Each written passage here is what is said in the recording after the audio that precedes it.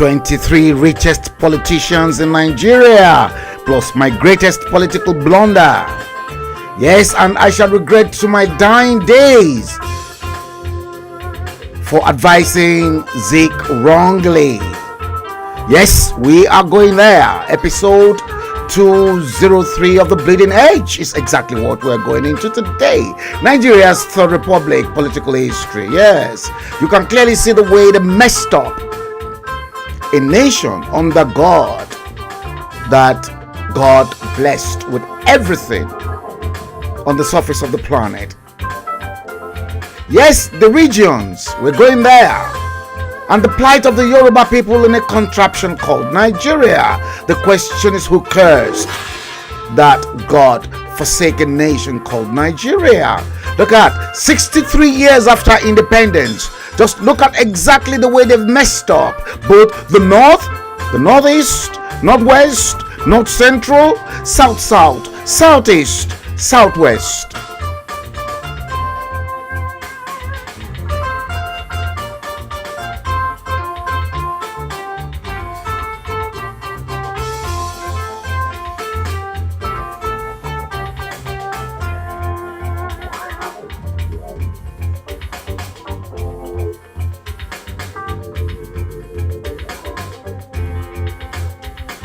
Thank you, Dia, for these awesome folklore tunes that you composed within the twinkle of an eye when I said to you I needed this. You never said no. God bless you, Dia Ojo. God bless your home. God bless your wife, Olori Musumola. God bless your children. God bless the works of your hand. Dear, thank you so much. Very much appreciated.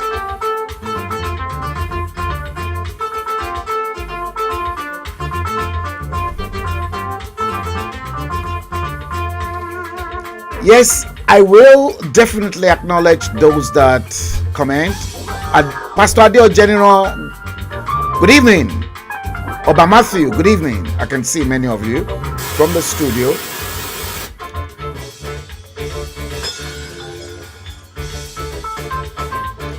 It is Saturday, the 8th day of the 10th month of October 2022. The time currently in London, according to the console, is 14:07.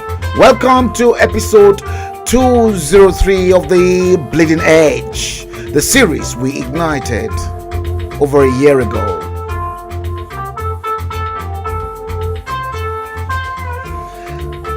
The decapitated nation of a God-forsaken nation called Nigeria. Yemi Foluke, good morning. I guess you are on the other side of the pond in the United States.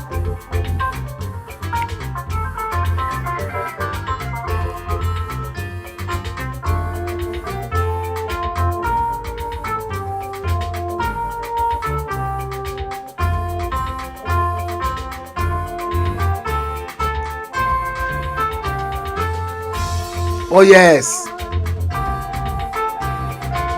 Èmi kíyà mi kúṣẹ́ pẹ̀lú tẹríba mọ́lẹ̀. Èmi kò lè kọ́ṣẹ́ fún ya mi mọ́. Ìyá o, ìyá o, ìyá o. The power of the mother over a child is supreme and very powerful.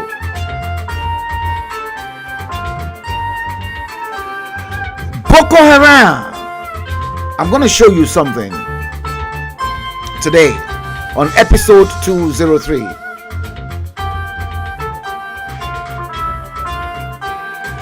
Pẹ̀lú tẹríba mọ́lẹ̀, èmi kò lè kọ́ṣẹ́ fún ya mi mọ́.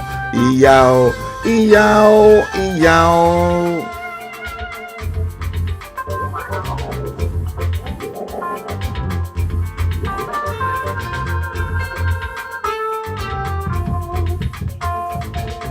I just hope Sony Music will not slam me with infringement of copyright from the folk songs of Yoruba land that the Chinese took away from us and then patent and then they keep slamming us with our own folk songs.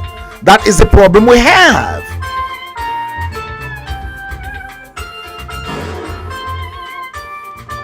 Because we've got professors, we've got intellectuals that does not know how to maximize what we have.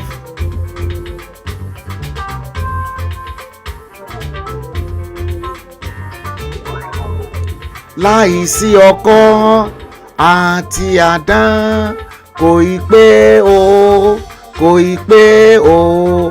Iṣẹ́ àgbẹ̀ níṣẹ́ ilẹ̀ wa in Yoruba land. Ẹni kò ṣiṣẹ́ a máa jalè.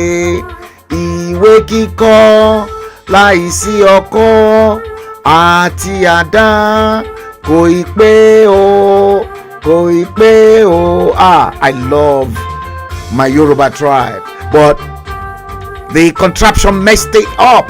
We're going to go through the different phases of the constitutions that we've had in that godforsaken nation. Yes, thank you, dear.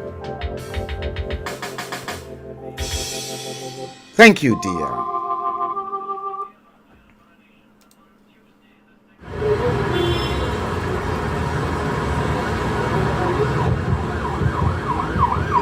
Yoruba nation.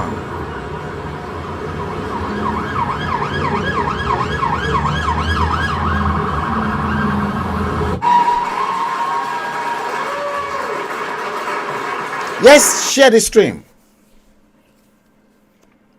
Don't waste any time and make no mistakes.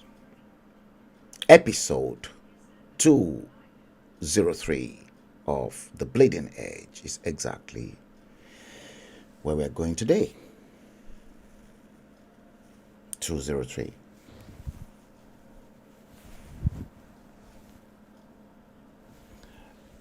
This last few couple of days has not been easy. If I tell you it is easy, I'm lying to you. Episode 203. The Bleeding Edge. Today, Saturday, the 8th day of the 10th month of October 2022. The time currently, according to that console, is 14:12, 12 minutes past 2 o'clock GMT. I salute you. I bring good tidings to you all. I hope I meet you well. It has been very, very stressful. If I say to you it's been easy, it's not been easy. I guess the others will join us. Wasiu Akinyele, welcome. Uche Timothy Eluma, welcome. That's why I said you should like the page on YouTube and then subscribe to the channel. Click the bell icon on YouTube so that anytime I come live, you will be notified. So also, if you decide to watch any of the stream from any of my feeds on Facebook, from my personal page to HALLO e-magazine, and at the same time NuMediaTV, click the like button and then follow the page religiously, and you will be notified. Episode 203 of The Bleeding Edge is exactly what we are going into this great Saturday afternoon live in London. Let me assure you guys that I might be a little bit hard. Hard in the sense that I've made my stand known. That as for me, I am not interested in any Peter Obi for 2023.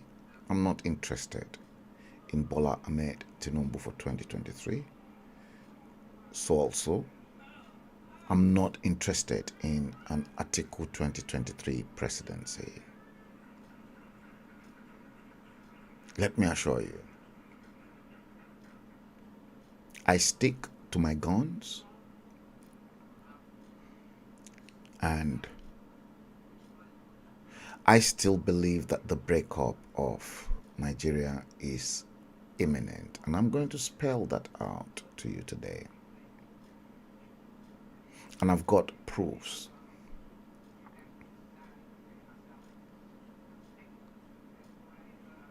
I've got proofs that I will showcase for you guys.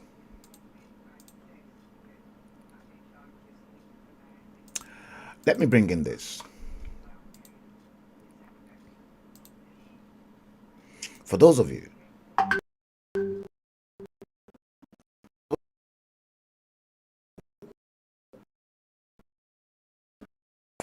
very well,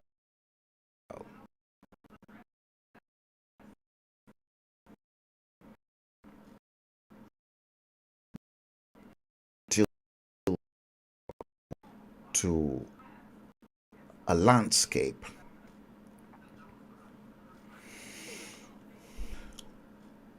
watch this.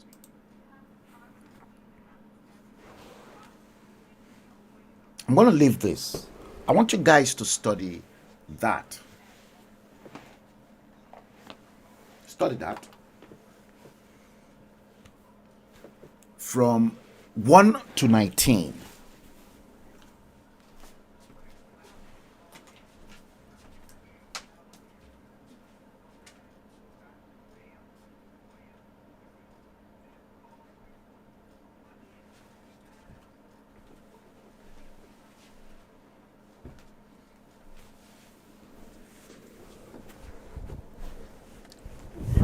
Yes, I said study it.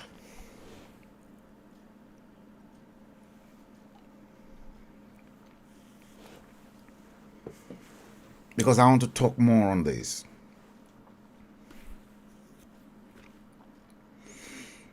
If you look at what you have right in front of your screen, I want to talk on this. And I'm starting from this portion. Now, what you have in front of your screen is a table of the 1979 presidential election results.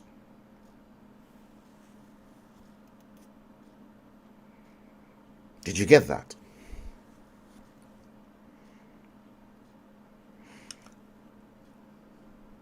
The 1979 presidential election results is what you're looking at in front of you.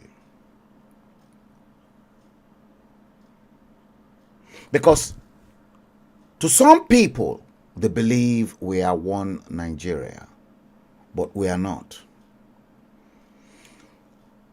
For those of you who were babies or perhaps were not born as at that time in 1979, you are looking at real figures in front of you. According to history, in 1979, when these figures came up, it was news at the time. Today, these figures are history. The 1979 general elections was between Shehu Shagari Chief Obafemi Awolowo, Nnamdi Azikiwe, Aminu Kano, and Alhaji Waziri Ibrahim.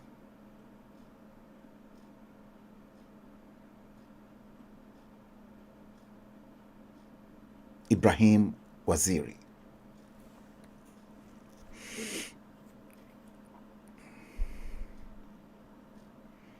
Those 5 candidates.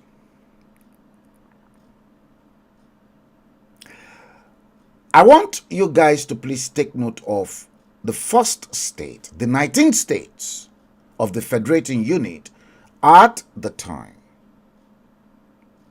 Murtala Muhammad extended 12 states to 19 states for the benefit of those of you who don't know history or they've taken history away from your hand. Look at Anambra State.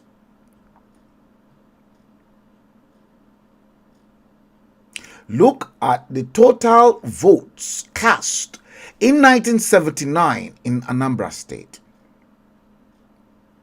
And look at the share of each candidate from Shagari to Waziri from each of those votes. Anambra State, total votes cast 1,209,038. Shagari had 163,164. 13.5% of the votes, the total votes cast in Anambra State. Awolowo had 9,063 votes in Anambra State in 1979. Percentage 0.75%. Azikiwe, Nnamdi Azikiwe, had 1,02,083 in Anambra State. Yes, as an Igbo man, you will expect such a strength of faith. 82.88%. Aminu Kano, 14,500 votes, 1.2% of the total vote cast.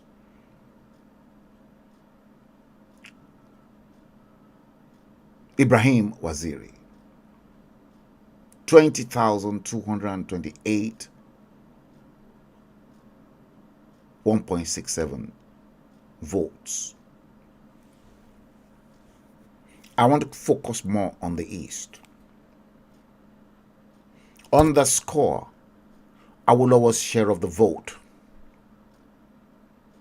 9,000, 0.75%. Let's go to Imo State. Number 8. Imo State number 8. Total votes cast, 1,153,355. Shagari secured 101,516 votes. Again, 8.80% of the total votes cast. What did the Igbos give to Awo in Imo State? 7,335 votes, 0.64%. Look at Azikiwe. Anambra, 82.88. Imo, 84.69. Azikiwe, 999,636.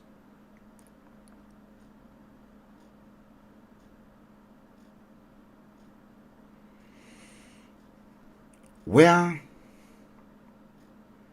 are we really going here? Because Anambra and Imo were the two Eastern Bloc countries.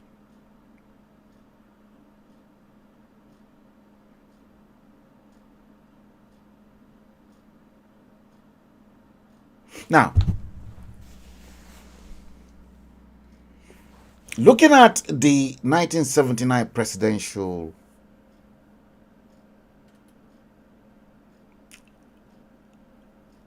election results, in your hearts of hearts, we've seen tribal politics played by both the North and the South, especially the Igbo land. Let's call a spade a spade.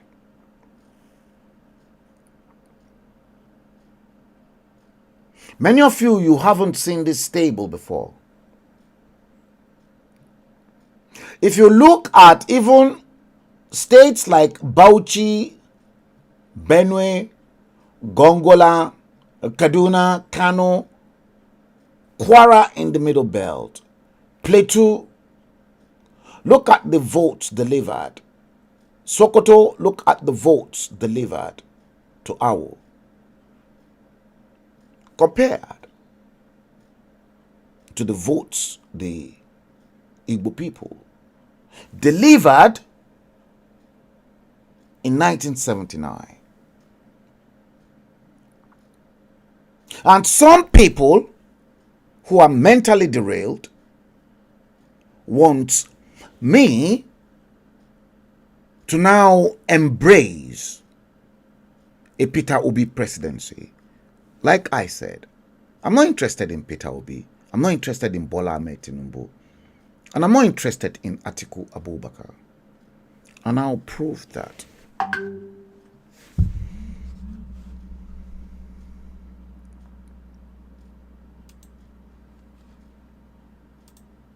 Why do you want me to prove that? Give me a question.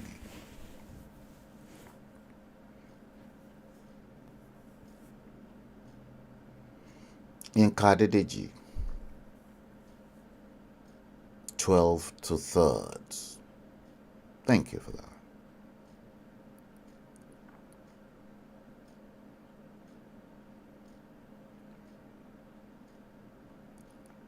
Before we go into what you've just brought in to the equation, the 12 to third,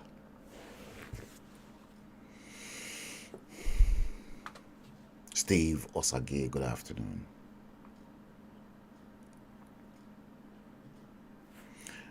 Let's go into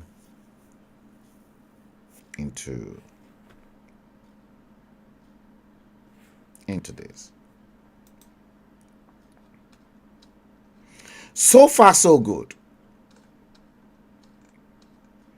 I can honestly tell you. Let's go into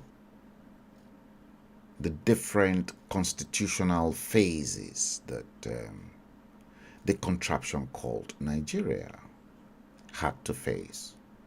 From the colonial era in 1914 amalgamation to 1960. And then from 1960 to date. Let's look at those terrible parts. Let's look at where things went wrong.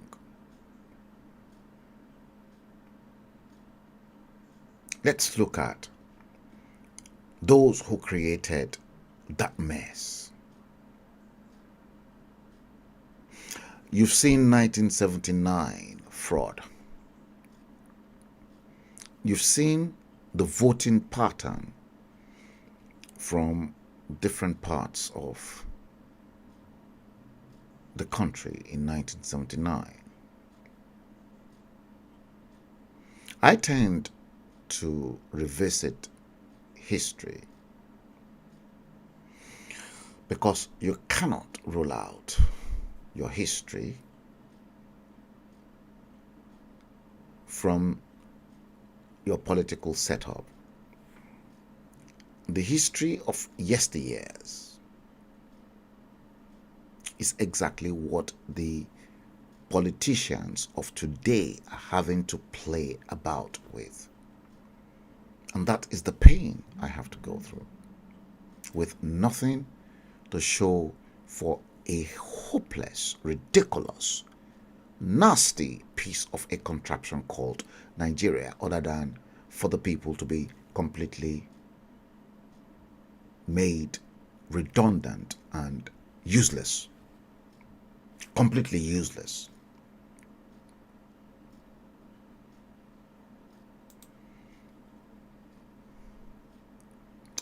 Darani Jojuwon, Sunday in your place of abode, you are in the forest by looking at that.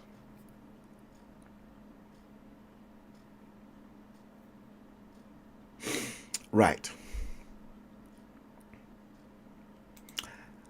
You've got altogether from 1914 to date, guys, 7 different constitutions in Nigeria. 7 different constitutions. Let us take those constitutions one after the other.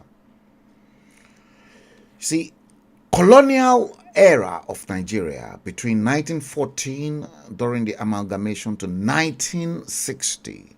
Remember, the 1914 amalgamation was the merging of the rich southern wife with the poor northern husband. South, rich and endowed. The north, poor, but they've got economical power.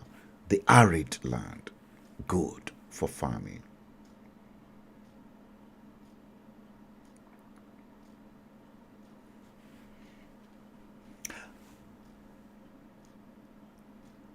Where are we going to? How did it all start? How did we end up in the mess that we are today? And I want to tell you something. I'm sick and tired of those that fail to read reports and study reports accurately, and then misinterpret those reports, twist reports. Let's take colonial era, 1914 to 1960. During those period, 1914, amalgamation of the South with the North. That was the moment and the very first time that Nigeria's constitutions, I repeat, Nigeria's constitutions, with a plural as constitutions, were enacted by an order in council. I want you to underscore the word, those 3 words. Order in council during the colonial era.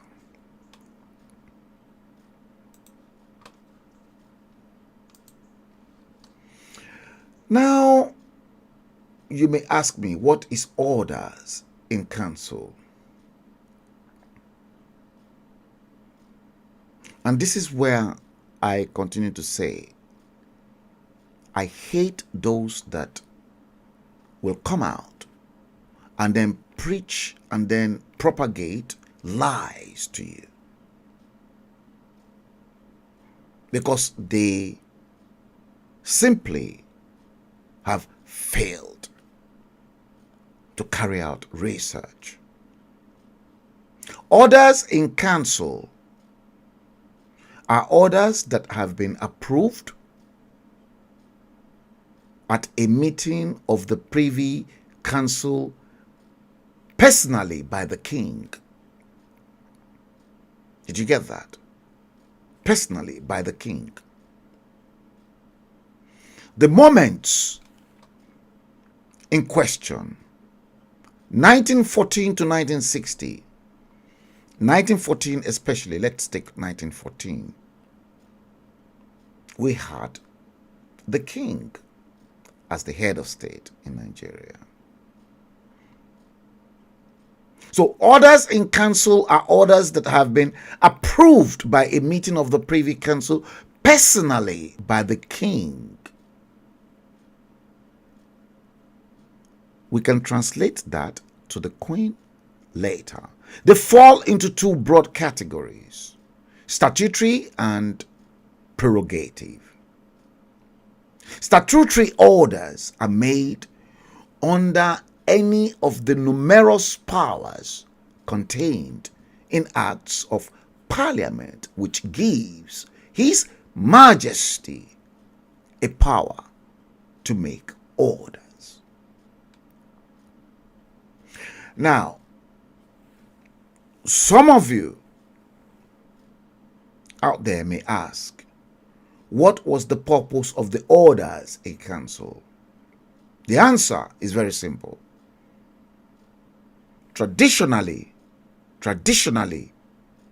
orders in council are used as a way for the prime minister, again underscore the word prime minister, because before independence and at independence, Tafawa Balewa was the prime minister and the queen was the head of state. So traditionally, orders in council are used as a way for the prime minister to make political appointments, but they can also be used to issue simple laws as a sort of decree. And Zik and Tafawa Balewa and the Northern Caliphate, they used that opportunities well against the West in Yoruba land. Now, in terms of emergency, a government may use legislation directly through orders in council, foregoing the usual parliamentary procedure. Again, look at the friction in Western region that both Tafawa Balewa, Sadaruna of Sokoto, and Nnamdi Azikiwe presided over to destroy the West in Yoruba land.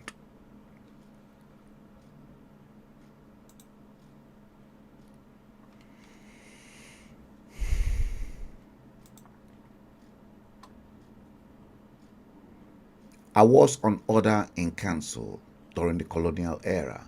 Now, when the country Nigeria was administered as a crown colony, Nigeria was a crown colony, the constitutions of 1914 to 1960 enacted during those period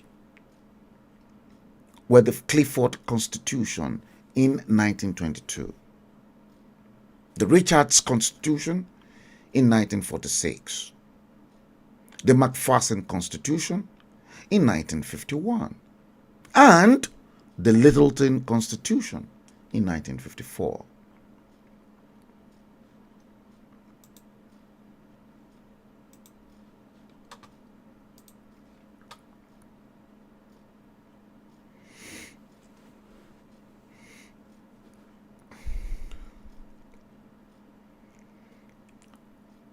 Ogun Dotun Osholale Alakufo, I know who you are. Good afternoon. let truth be told.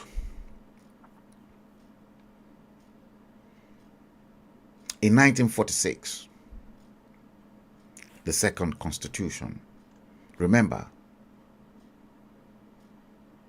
Nigerian first constitution was enacted by an order in council, administered as a crown colony. Nigeria was administered as a crown colony to Britain. So in 1946, a new constitution was approved by Westminster and promulgated in Nigeria.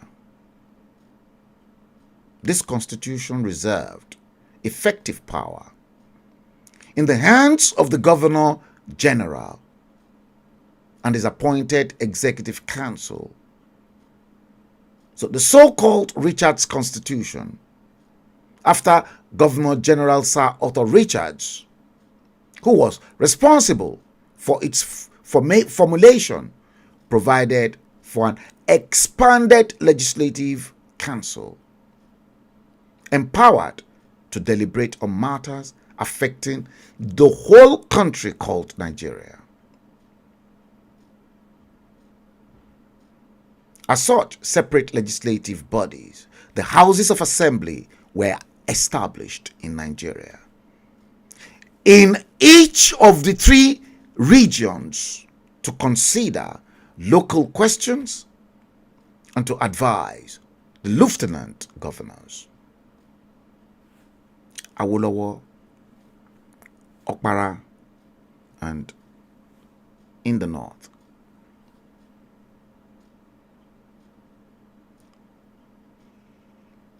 the Sardauna of Sokoto, Ahmadu Bello.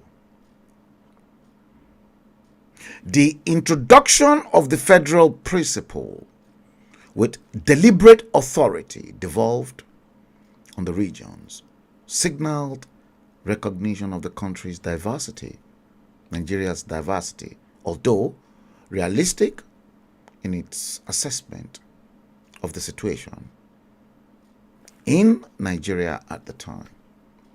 The Richards Constitution undoubtedly intensified, underscore, regionalism as an alternative to political unification. So each region should be a country of its own, just like the British created a similar structure in the United Kingdom. The Scottish, the English, and the Welsh. But so long as power is retained at Westminster.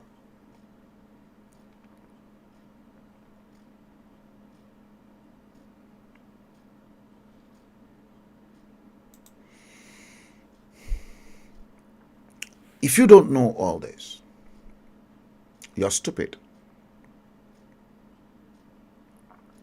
But you will get all your so-called agitators, blah, blah, blah, blah, blah, blaspheming, and not giving you the right information that will enrich you, and then tell you the truth. Because many of you don't read. Many of you don't even know what is contained within the fraudulent 1999 Constitution of the so-called country that you all claimed you're so flipping proud of. You don't know anything about it.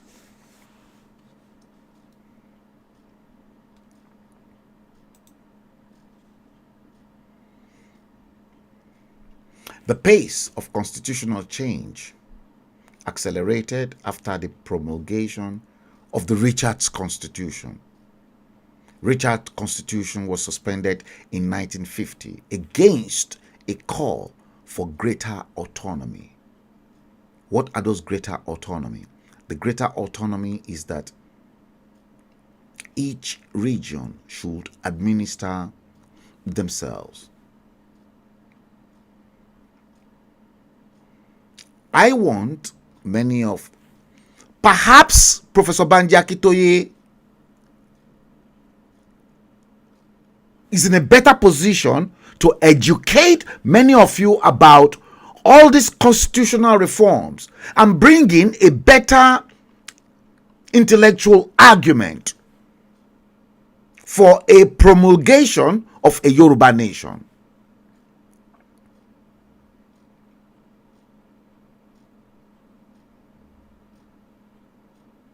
The Richards Constitution promulgated its suspension against a call for greater autonomy, which resulted in an interparliamentary conference at Ibadan, the heart of Yoruba land, in 1950. The conference drafted the terms of a new constitution. And this constitution is the so-called Mcpherson Constitution, after the incumbent Governor General John Stewart Mcpherson.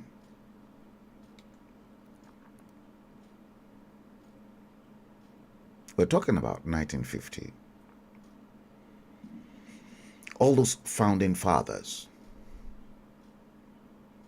they were never involved in a head-on confrontation, but intellectually based negotiations.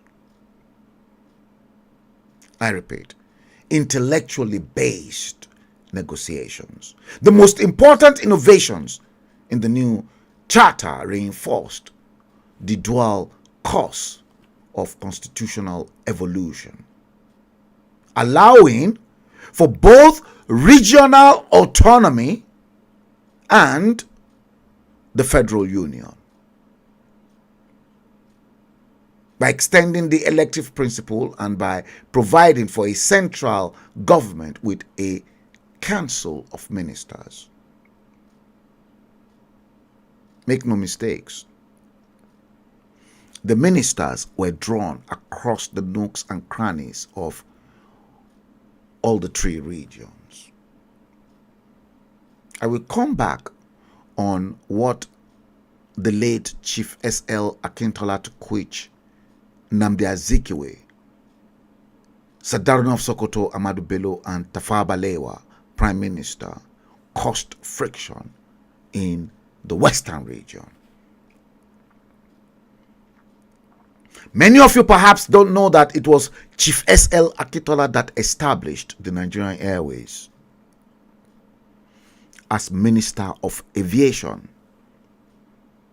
Let's go back. The Mcpherson Constitution gave renewed impetus to party activities and political participation at both the national level and the local level. But by providing for comparable regional governments exercising broad legislative powers. In those days, we had 185-seat Federal House of Representatives. Make no mistakes, the Mcpherson Constitution also gave a significant boost to regionalism. Though, you see, I hate when people say the Queen, the late Queen Elizabeth, was the root cause of the Nigerian problem. Anyone that continue to say that, may God punish you.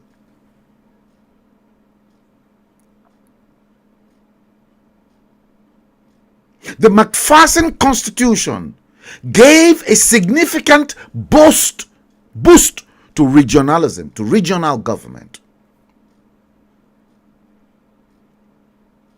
so that Western region should develop at their own pace. Whatever gifts and resources in Western region, use it to your advantage. Western region, under our forefathers, we were the most progressives of all the regions because we had formidable leaders that were foresight in planning.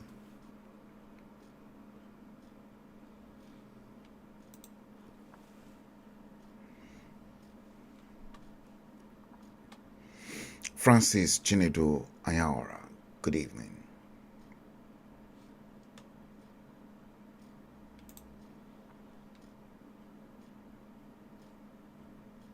Subsequent revisions in constitutions contained in the Littleton Constitution, named after Oliver Littleton, 1st Viscount Chandos, and this particular constitution was enacted in 1954, firmly established the federal principle and paved the way. The 1954 Oliver Littleton Constitution paved the way for independence. Many of you perhaps don't know this.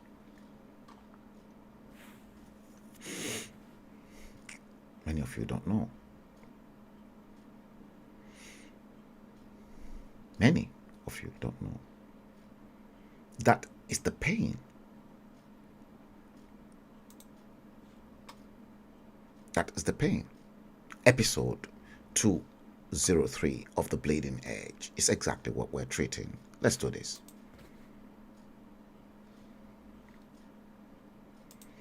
Yes, it will come right now.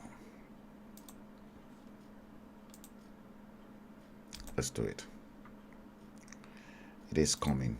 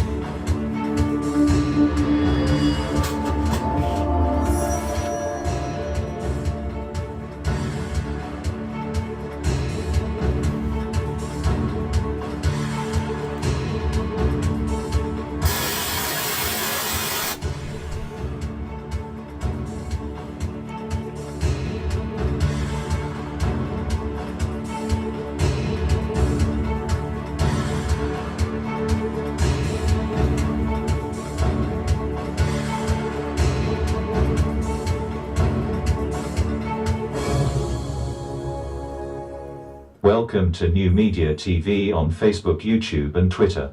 From this dispatch box in London, England, on this platform, we address socio-cultural problems in areas of conflict and resolution, poverty, endemic corruption, inequality and terrorism, banditry, herdsman crisis, cultism, ritual killings, high level of child mortality, inequality, unemployment, poor education and infrastructure, tribalism, nepotism and home violence in southwest Yoruba land of Nigeria, more than 60 years after independence from the United Kingdom. Share the live stream and enjoy it. Your host is Frank Bello. Yes, you are welcome back. We have to do that. So, the Oliver Littleton 1st Viscount Chandos, Oliver Littleton Constitution, enacted in 1954, 68 years ago,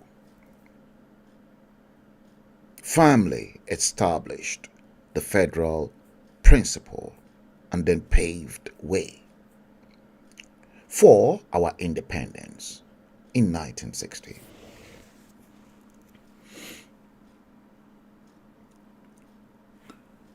The third constitution in the history of Nigeria was our constitutional independence, 1960 Independence Constitution. Now listen to this. Nigeria's first constitution as a sovereign state was enacted again by a British order in council. We talked about the British order in council earlier on. I've made mention of that.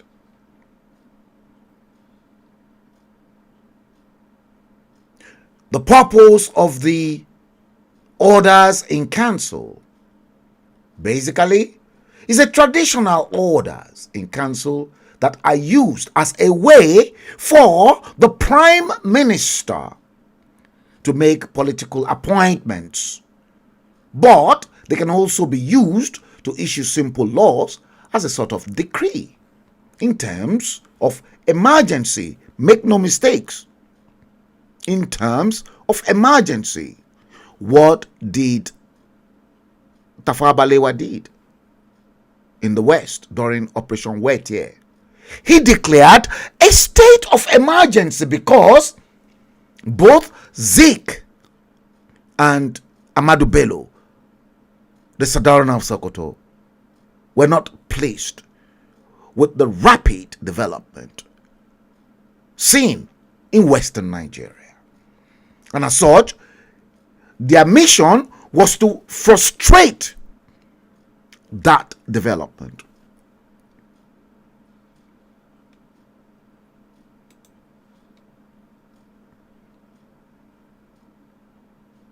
Nigeria's first constitution, 1960, as a sovereign state, was enacted by a British order in council to come into force immediately upon independence.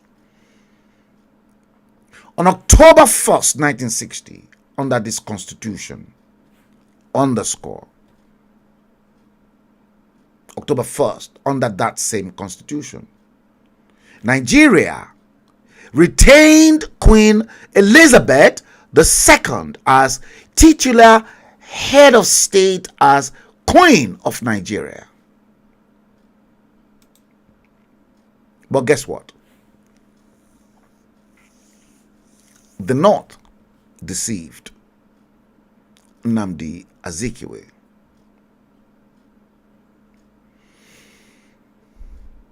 Nnamdi Azikiwe was then represented as the Governor General at the time, because exactly the same politics that they played and they toiled with our lives from independence is exactly the same politics they are playing today. And they think I am stupid.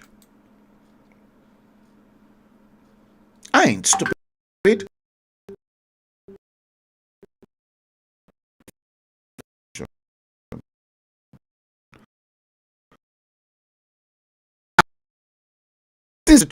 Before I go you that the Constitution of Nigeria, 1960 Independence Constitution, because the Queen of England, the late Queen Elizabeth, was the titular head of state as Queen of Nigeria. What happened was that when Tafawa Balewa and Sardauna of Sokoto and Nnamdi Azikiwe set Western Nigeria on fire, to which a friction was created between Chief Obafemi Awolowo and Chief S.L. Akintola as Premier of the Western region. Oba Adesoji Aderemi was the governor general of Western region. And he's got power because he was the foremost king, number one king. Just like we've got Queen Elizabeth as the head of state and queen of Nigeria. So what then happened was that the moment Nnamdi Azikiwe and Tafawa Balewa and Ahmadu Bello set the West on fire, the Governor General of Western Region at the time then impeached Chief S.L. Akintola as the Premier of Western Region. That does not meet well with Nnamdi Azikiwe, and guess what? Tafawa Balewa and Ahmadu Bello in the north. The cases were contested in a law court. It got to the Supreme Court, but because the Queen of England was the tutelar head of state and Queen of Nigeria, if the other party are not satisfied with the verdict of the Supreme Court in Nigeria, the case is transferred to England for deliberations, whereby law gurus will look at the presentation and they will deliver fair judgment. The fair judgment that was delivered to Western Nigeria was in favor of Oba Adesoji Aderemi, the Ooni of Ife at the time, that he's got the right to sack Chief S.L. Akintola as the Premier of Western Region. Many of you don't know. Now, this is now leading us into the 1963 Constitution. The 1963 Constitution, independent Nigeria's second constitution, established the country as a federal republic. What does this mean? Both Nnamdi Azikiwe and Ahmadu Bello and Tafawa Balewa then rejected the Queen as the Queen of Nigeria and the head of state. And they then fought for a full republic. Remember, Nnamdi Azikiwe was the Governor General. And automatically, when Nigeria became a republic 3 years after independence, 1st of October 1963, guess what? Nnamdi Azikiwe automatically became the president of Nigeria. The British danced to your tune. They never questioned the fact that you never wanted the Queen to be the Queen of Nigeria. But the country was working perfectly well under Her Majesty. But because of the greed between Nnamdi Azikiwe, who committed a fraud, big fraud, electoral fraud, at the African Continental Bank, ACB,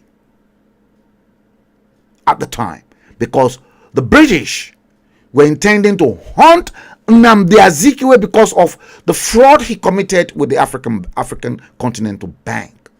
That was why Zeke sided with the North.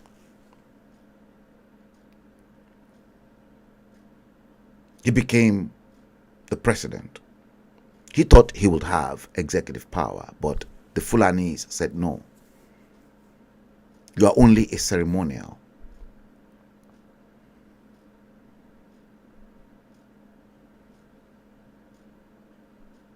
The 1963 Constitution again was based on the Westminster parliamentary system of government. We continued to operate the parliamentary system of government until the first military coup in 1966 to quench the 5 majors led by Kaduna Nzegu overthrew the Nigeria's democratic institutions.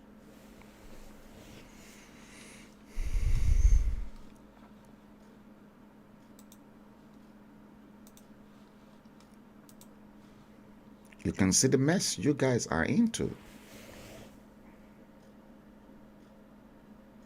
I know the truth is the truth, and many of you don't want the truth because all of you want a Peter Obi. I'm not going to support any Peter Obi. Obi, for me, is useless. Tinubu is flipping useless. Atiku, the worst of the disaster.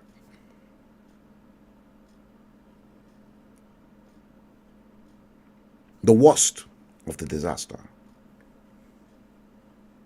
Bakare Adedoyin Wasiu, good morning.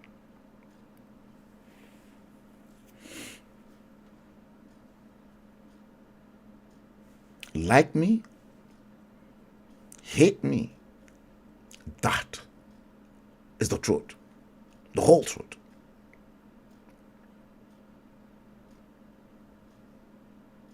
I don't care what anybody says about me. The ultimate that can happen is death. And at this stage, I'm not scared of death, to be honest with you.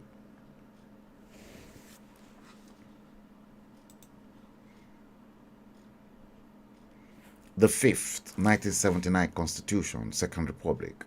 The 1979 Constitution, which brought in Shehu Shagari in the Second Republic. Guess what happened? Parliamentary system of government that Westminster introduced to us was ditched by guess who? Olusegun Obasanjo, in favor of an American style of presidential system of government. Who advised Obasanjo to ditch parliamentary system of government that should have worked perfectly well for us?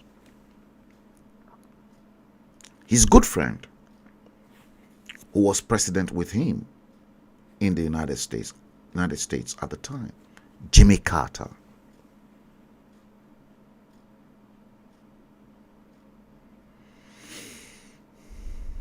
Perhaps if we practiced parliamentary system of government in 1979, maybe it would have been very, very difficult for the military to come back to power.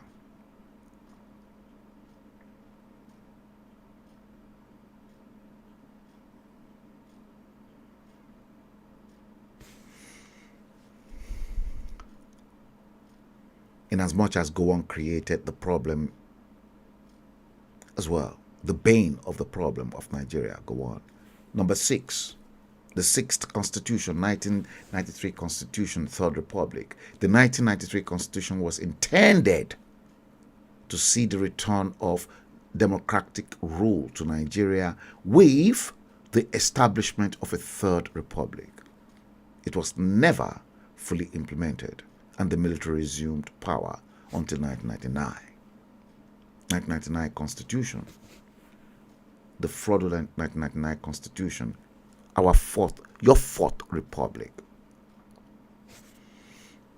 The 1999 Constitution of the Fourth Republic restored democratic rule to Nigeria and remains in force today.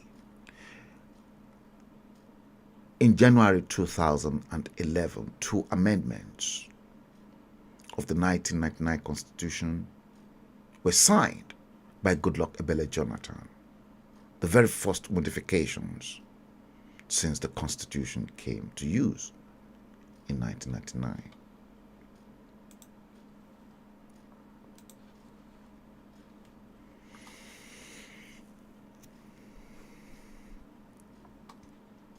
Now, 62 years. I repeat, 62 flipping years after independence.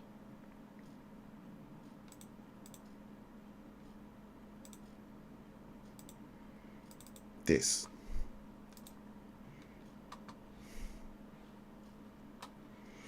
(1960).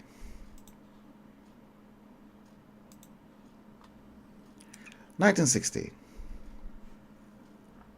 to 2022. I won't stop in whatever I have to do. 1960 to 2022, 62 years after independence.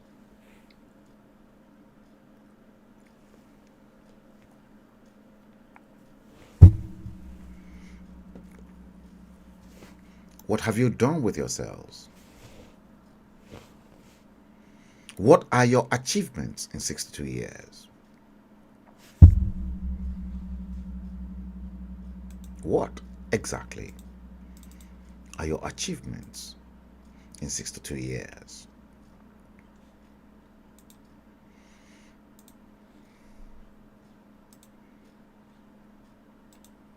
I posted that. 2023, Rhapsody, The Race to the Rock, Yorubas at Crossroads.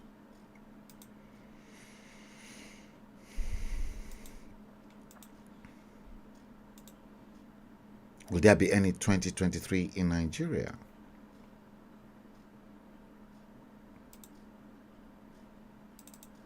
That's the question. It's a big question. And this is what they continue to give you. 62 years after independence, if those politicians, if they've delivered good governance to the people, will there be any need for them to actually bribe their ways into politics, or for re-elections, or for elections if they are first-timers? The answer is no. 9 months on the run, ASU is still on strike. That stupid, useless minister Ngige is not even interested. He formed a parallel organization to say they will destroy ASU. You see the way they toil with your lives? Look, if all your children can be lined up like this,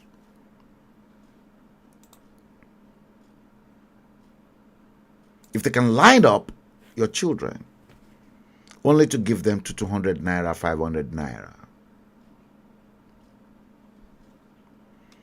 are you not done for? Are you not stupid? The problem I have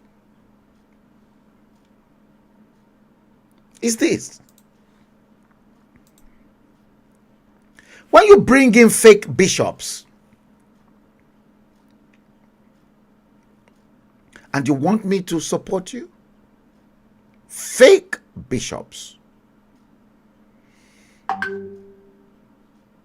that is how desperate they are. Thank God they were unable to bring in fake imams and fake babalawos. There are some working for them behind closed doors. But they've got the audacity to bring in fake bishops.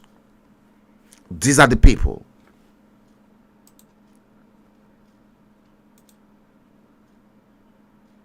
Toiling with your lives.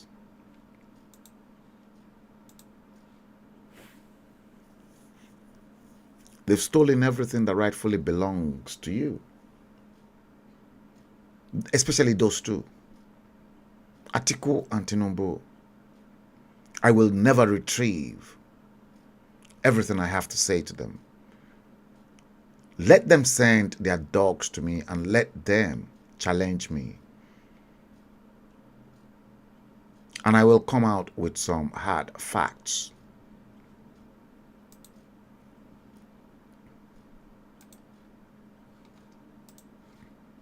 As for me, 62 years misrule from the United Kingdom.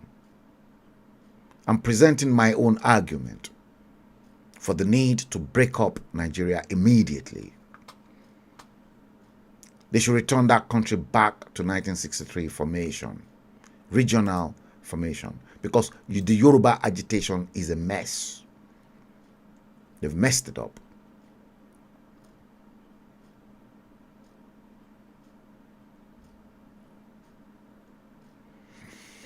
They have.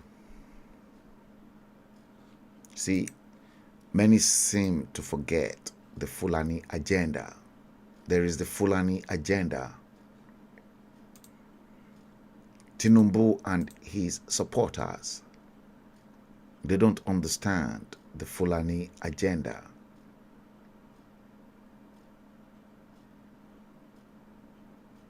They don't. And they want to play a return game that Obasanjo played with them in 2007. Trust me.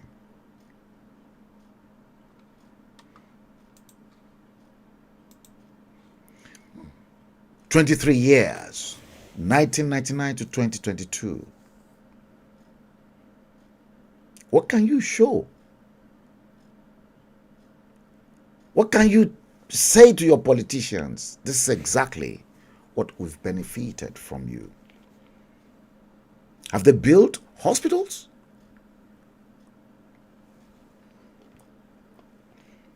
What roads have they built? What infrastructures have they made available? There's nothing to show for it. I'm sick and tired of these moronic leaders. 23 years. They've destroyed your healthcare system. They've destroyed your education.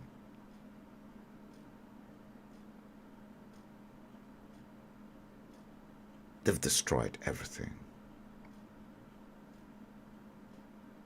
Nigerians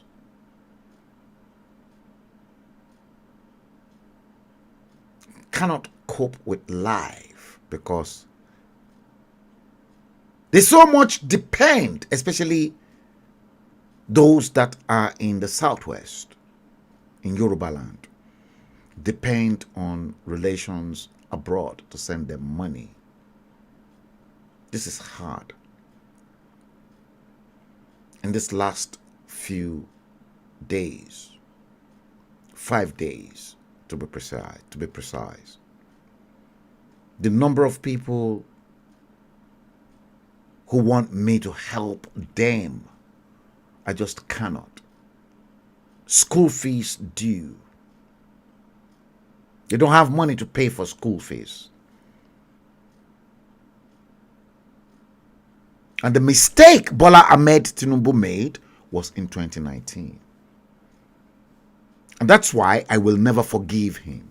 Because I told him emphatically on social media to ditch the Fulanis, that the Fulanis, you can't do any business with them. They will stitch you up. And soon you will find that the Fulanis will stitch Bola Ahmed Tinubu up. 23 years. What can you show for it? Nothing.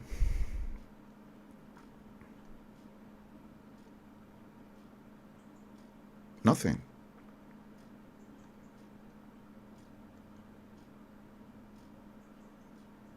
I'm sick. I'm tired of many of this. Sick and tired.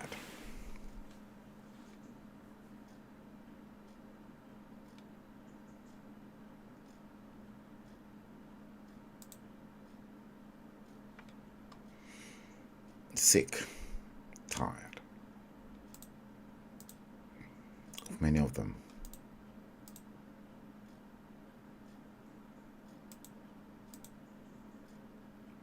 Sorry guys, I'm trying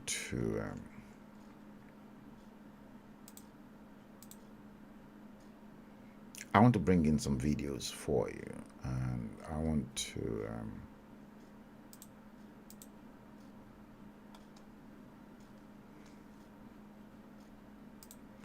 let me do it this way. I need that.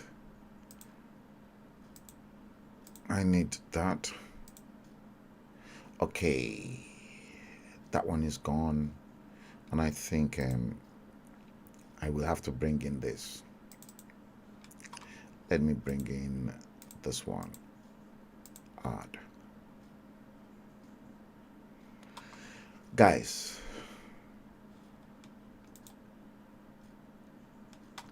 I want you to watch this. Watch this.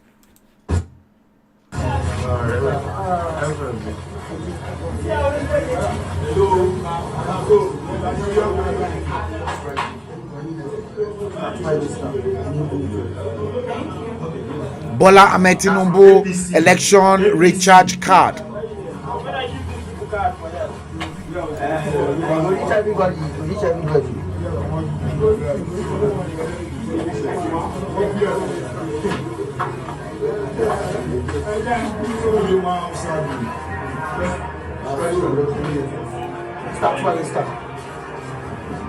Thank you.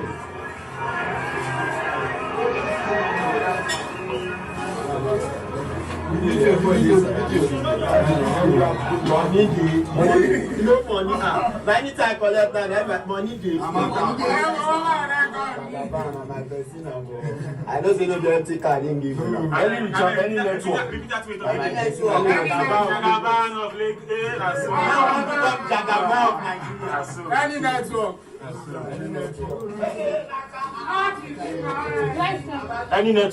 network. Any network. Electoral bribe recharge card.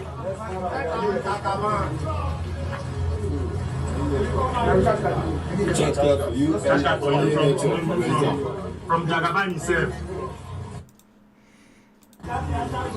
That is the current state of a decapitated nation called Nigeria.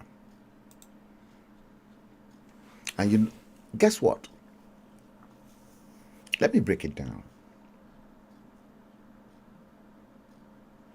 There was also a viral video that went wild into the social media. Now, in this particular one, you can see the video is gone viral. And what they're doing is that they're distributing recharge card distribution in Nigeria. Bola Ahmed Tinubu's foot soldiers. Now, let me explain this to you from the IT point of view, in other words, perspective. See, what many of those people don't realize from the IT's point of view is that when they load the credit onto their phone, the network captures the telephone number upon which the data is loaded. And since most numbers in Nigeria are registered, they now know who you are and what your biometrics data are. What the network provider will do is that they can then go onto your phone, clone your identity, and even vote for you in absentia. That is the gamble you lot are taking. You think Bola Tinubu and his men are stupid? They ain't stupid.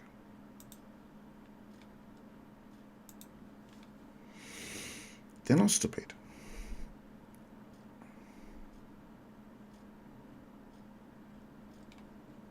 This one.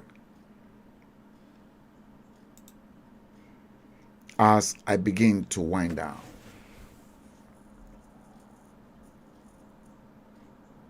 That fake, dodgy latex Muhammadu Buhari in Asorok and his cabal, they will frustrate Bola Ahmed Tinubu.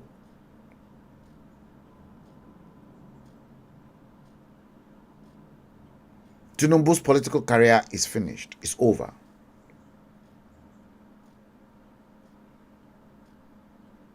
I can honestly tell you that they brought Adamu to help the candidate of the cabal win.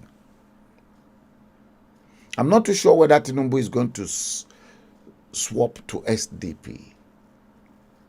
But I know for certain, and I've been saying this, that the northern governors, inclusive of Aminu Tambuwa and many others, will frustrate and betray Bola Ahmed Tinubu.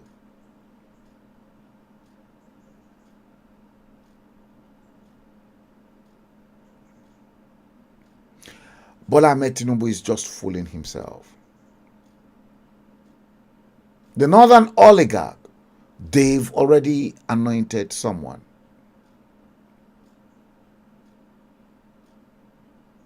The northerners are just fooling Bola Tinubu, but he doesn't know.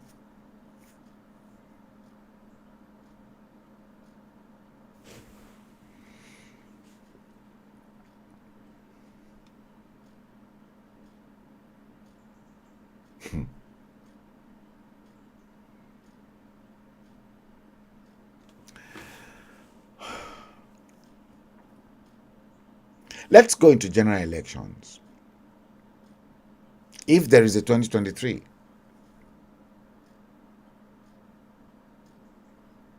Atiku will sweep the north. Obi will sweep the south. Nobody in his right sense will ever vote for Tinubu. Northerners are not foolish.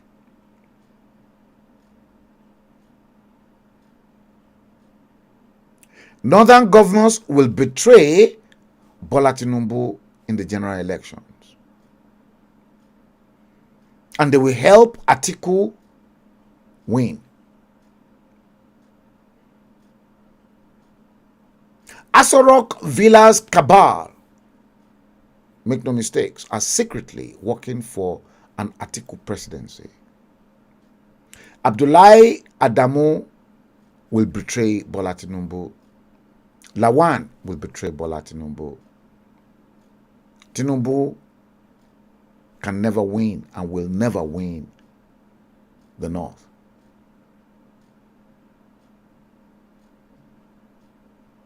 Shetima is the real presidential candidate. Pray for Bola Ahmed Tinubu not to die, because they can inject him with a lethal dose of polonium or take him out. Write this down.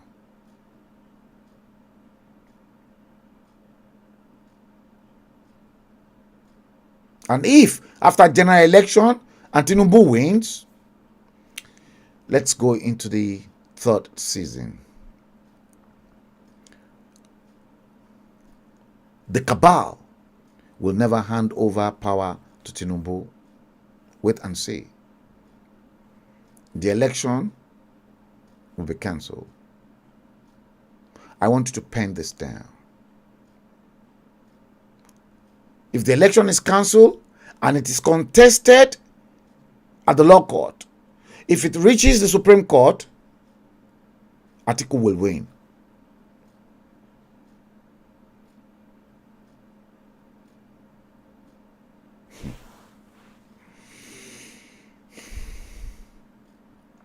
I'm telling you the truth.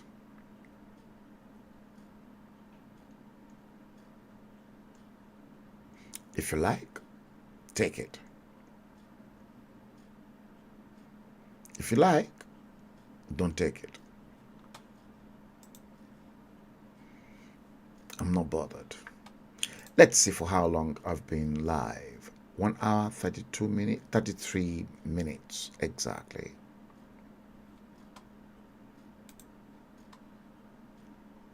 Okay, let's quickly get on to this.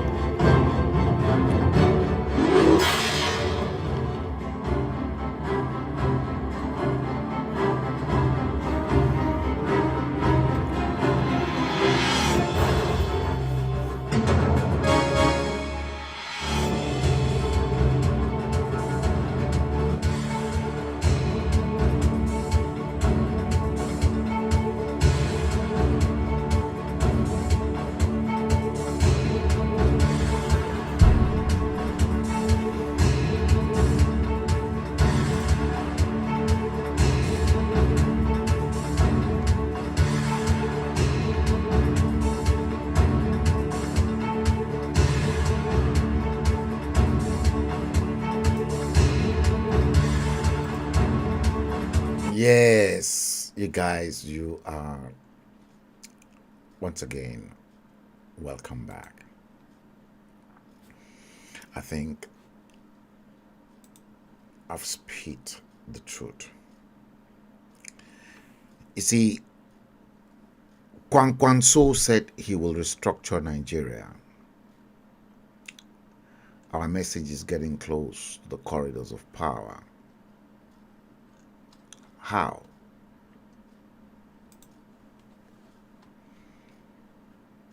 The question is how? Will Kwankwanso restructure Nigeria?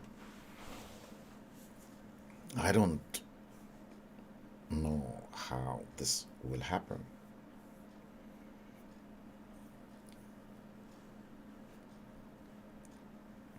Terrible.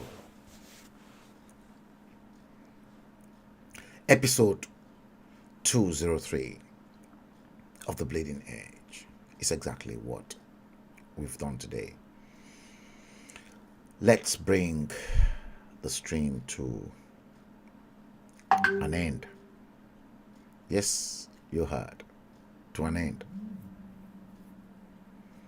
And I'm going to catch up with you. It's going to be interesting. Don't forget, I predicted the month of October, many things can happen, and it will indeed happen. Expect many surprises between now and November. Expect something big that will come out of Nigeria. End of this month and November. A big secret will be unfolded in Location 9. And many nations around the world will put you to shame. They will put you to shame.